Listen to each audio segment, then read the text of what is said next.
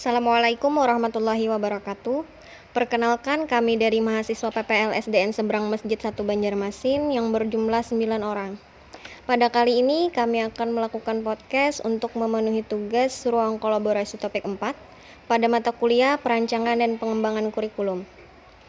Baik, langsung saja. Pada hari ini kami bersama narasumber dari SDN Seberang Masjid 1. Ada beberapa pertanyaan yang akan kami ajukan kepada beliau, yang mana jawaban tersebut memberikan kita sebuah gambaran bagaimana perancangan pembelajaran yang sesuai dengan kerangka understanding by design yang baik dan benar. Baik, sekarang sudah hadir di hadapan kami perwakilan guru sebagai narasumber. Langsung saja pertanyaan pertama, apa tujuan pembelajaran yang Ibu buat? Tujuan pembelajaran yang saya buat adalah agar peserta didik dapat mengukur panjang benda menggunakan satuan baku. Kemudian, bagaimana posisi kemampuan peserta didik dilihat dari tujuan pembelajaran? Dilihat dari tujuan pembelajaran, maka peserta didik sebagai audiens mampu menggunakan penggaris, meteran, meteran roll, serta pengukur tinggi badan untuk mengukur panjang benda. Pertanyaan selanjutnya, mengapa tujuan pembelajaran dibuat seperti itu? Tujuan pembelajaran yang dibuat berdasarkan dari capaian pembelajaran yang sudah ditentukan oleh pemerintah dan sudah disesuaikan dengan profil belajar siswa di sekolah ini. Kemudian, bagaimana Ibu menentukan unjuk kinerjanya? Untuk menentukan kinerja yang digunakan adalah mampu menerapkan pengukuran panjang benda di sekitar dengan menggunakan satuan baku. Apa kriteria yang akan dinilai untuk dipahami? Kriteria pengukuran panjang yang akan dinilai yang pertama, siswa menggunakan satuan cm untuk mengukur objek yang berukuran 1 sampai 99 cm. Kemudian, yang kedua, siswa menggunakan satuan meter untuk mengukur objek yang lebih besar atau lebih panjang antara 1 sampai 5 meter. Kriteria penilaiannya, kemampuan dalam mengukur panjang benda menggunakan satuan baku dengan indikator 4 sangat baik atau sangat mampu, 3 baik atau mampu, 2 cukup atau cukup mampu, dan 1 kurang atau kurang mampu.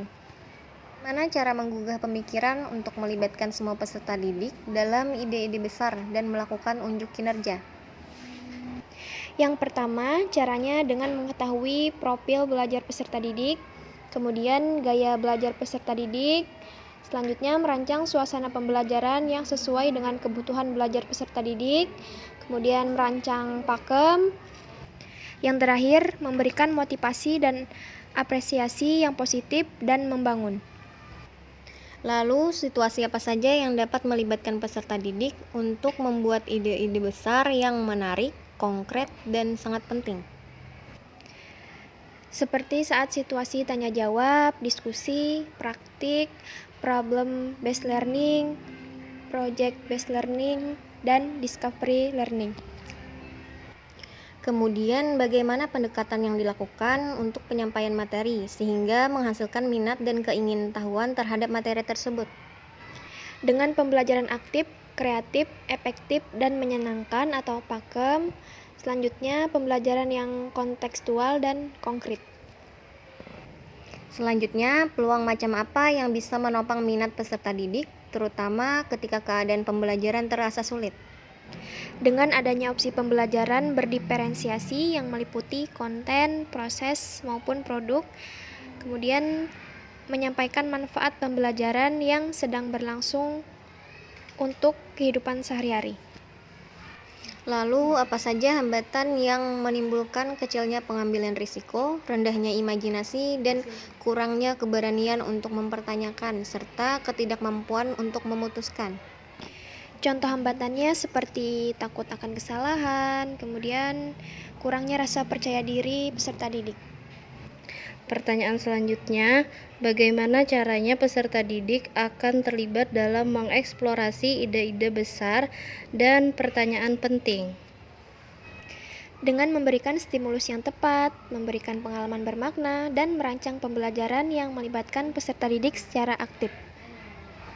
Lalu, kegiatan belajar apa untuk penampilan kemampuan puncak siswa, pekerjaan rumah, dan pengalaman di luar kelas apa yang diperlukan untuk memungkinkan peserta didik mengembangkan dan memperdalam pemahaman mereka tentang ide-ide penting?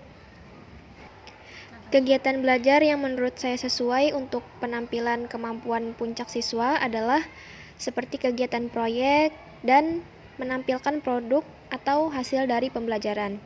Lalu untuk pengalaman di luar kelas yang diperlukan adalah melakukan pengukuran langsung pada benda di rumah atau yang ada di lingkungan kelas. Selanjutnya, bagaimana peserta didik akan dipandu untuk memikirkan kembali pemahaman mereka tentang ide-ide penting?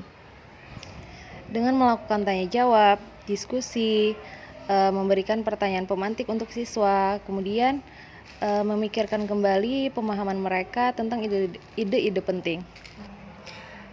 Lalu, bagaimana produk dan pertunjukan peserta didik dapat ditingkatkan melalui revisi berdasarkan penilaian diri dan umpan balik? Dengan memberikan masukan yang positif dan membangun tanpa membandingkan dan menjatuhkan hasil peserta didik satu sama yang lain.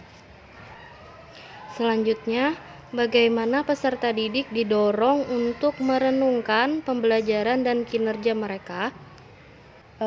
Dalam merenungkan pembelajaran dan kinerja mereka, yaitu dengan memberikan pertanyaan tentang kegiatan pembelajaran yang sudah dilakukan, kemudian memotivasi peserta didik untuk optimalisasi pembelajaran dan kinerja mereka lebih baik ke depannya.